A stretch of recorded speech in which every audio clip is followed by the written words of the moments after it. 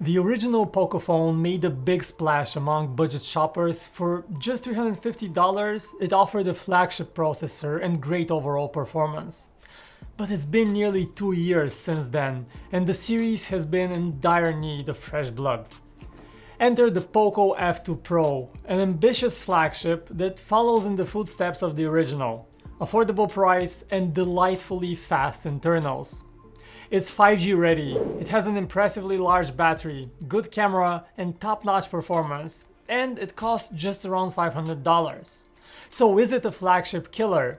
Hello everyone and welcome to the PhoneArena review of the Poco F2 Pro. The Poco F2 Pro pairs an aluminum frame with a matte glass back. And while the phone sits quite comfortably in the hand, you should have in mind that it's extremely slippery. Fortunately, Xiaomi throws in a grippy case in the box, which fixes that. Now, with a curved back and flashy styling, the Poco F2 Pro looks the part. But it's also a very big and bulky phone. At 7.7 ounces or nearly 220 grams, it's one of the heaviest phones we have ever used. And this definitely creates discomfort, especially if you carry your phone in your pocket.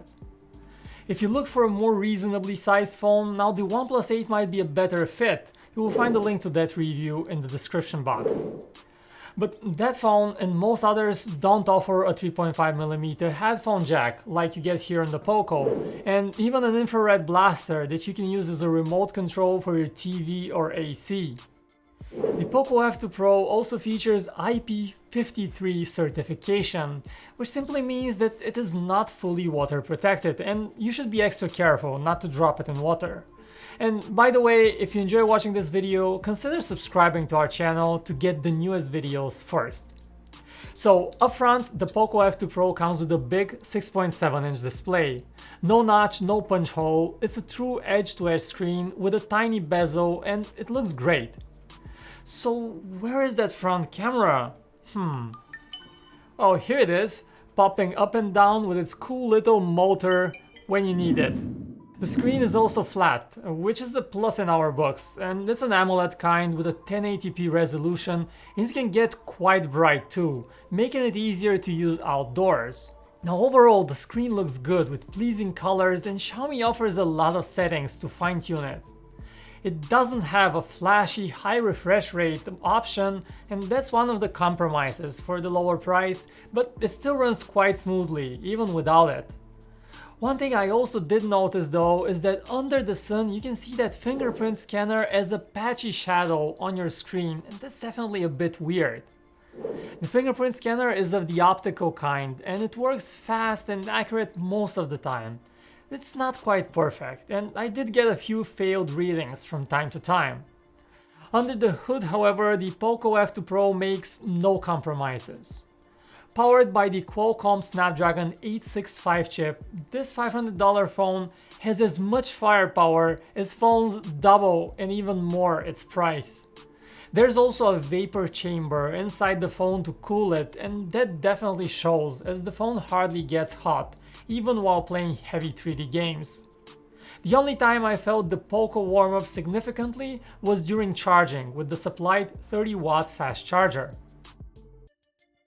The device is available in two configurations, 6GB of RAM and 128GB of storage, or 8GB of RAM and 256GB of storage. Now there is no microSD card slot on board on either of them.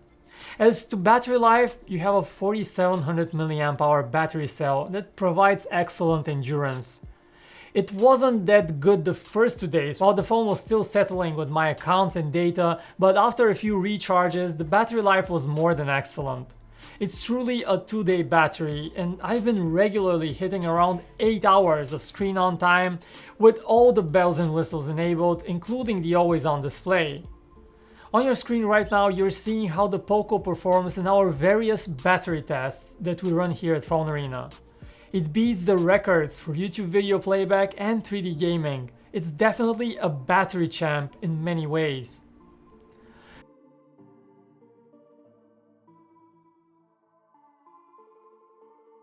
Another spectacular aspect of the Poco F2 Pro is the ultra-fast charging speed. The 30-watt in-box charger can fully top up the phone in just 63 minutes, which is quite spectacular given this large battery inside it. As for software, you get MIUI. This custom interface is a far cry from stock Android, offering a lot of added features, but it does take some getting used to. It also looks a bit dated, to be honest, but the biggest issue with it and with all Xiaomi phones is the way they handle notifications. Notifications from certain apps simply wouldn't show on the lock screen at all, despite explicitly trying to enforce that in the settings menu. They do appear once you unlock the phone and pull the notification shade, but you might not even know you got a notification if you just look at the lock screen. And this is definitely my biggest annoyance with this phone.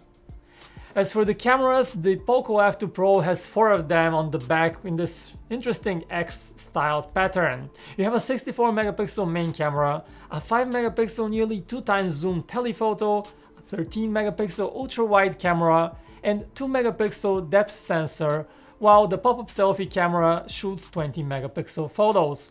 The images you capture look great. You get 16 megapixel snaps by default from the main camera as it combines 4 pixels into one, and you get a rich image with high dynamic range and lots of detail. Colors look vibrant by default, even a bit too saturated. And when the lights go down, the Poco F2 Pro generally does a good job too. You have a dedicated night mode for those nearly pitch black conditions, and that mode does bring a ton of light, but it also over sharpens the photo too much, so you might not want to use it every time, plus it's a bit slow. Now here are a few more shots, some in portrait mode and a few selfies. The selfies particularly look great, even in harsh light you get nice colors and a pleasing image. The Poco also prides itself as one of the first devices to offer a tele-macro camera mode. This means it lets you zoom up to 2 times in macro mode, which gives you some extra reach when shooting macro photos. However, as with all macro modes, the focus plane is quite thin and you're more than likely to end up with a blurred image, so you have to hold the phone extra steady. Yet when you do nail the focus, you can get some pretty neat pictures. On the video side, the Poco F2 Pro can shoot up to 8K video at 30 frames per second, and that's really impressive on paper, because 8K videos look crispy clear with a ton of detail. But this is not something we recommend you use for everyday videos, as 8K footage takes a ton of space, and you don't have stabilization, so it looks jittery. But for those special moments, a travel to a special destination for example, it's definitely nice to have this option and to create something truly cinematic. 4K on the other hand comes with good detail, also stabilization, less rolling shutter and smaller file sizes than 8K. And there's even a separate steady video mode which limits the resolution to 1080p but employs an even steadier stabilization suitable for action videos. Finally, there's a neat vlog video mode which lets you choose among various presets and quickly create an intro for your vlog straight on the phone. Poco has really paid attention to the video experience. So there you have it, the Poco F2 Pro, a phone with top-notch performance, great, very affordable $500 price, good-looking screen and a nice camera package. There are 2 big issues, the broken lock screen notifications and just how big and bulky this phone is, which might be a turn-off for some. If you don't mind that, we can definitely recommend the Poco F2 Pro. Thank you for watching this video. My name is Vic, this is PhoneArena. If you enjoyed watching, subscribe to our channel, give that video a thumbs up and comment with your thoughts about the Poco F2 Pro, and I will see you in the next one.